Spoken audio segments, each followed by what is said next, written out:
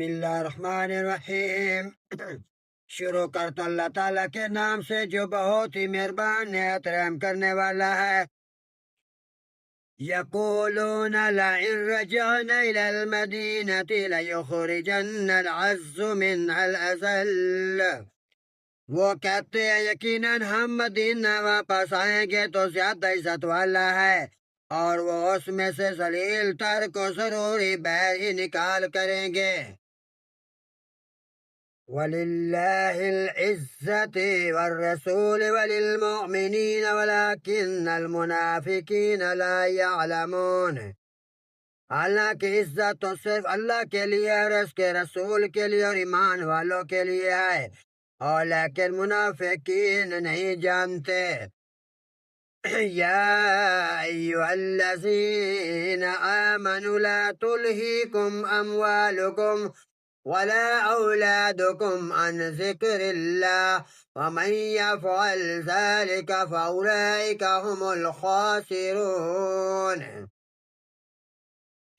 اے لوگو جو ایمان لائے ہو، تمہارے مال اور تمہاری اولاد تمہیں اللہ کی یاد سے غافل کر دیں، اور جو ایسا کرے تو وہی لوگ خسارہ اٹھانے والے ہیں۔ اور اس میں سے خرچ کرو جو ہم نے تمہیں دیا۔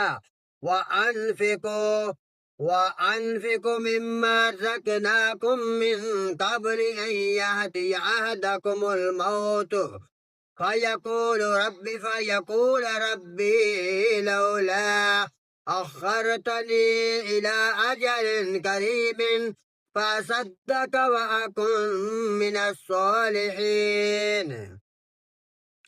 جو ہم نے تمہیں دیا ہے اس سے پہلے کہ تم میں سے کسی کو موت آ جائے، پھر وہ کہے میرے رب، تو نے مجھے قریب مدت تک مہلت دی ہوتی، کیوں نہ دی کہ میں صدقہ کرتا اور نیک لوگوں میں سے ہو جاتا۔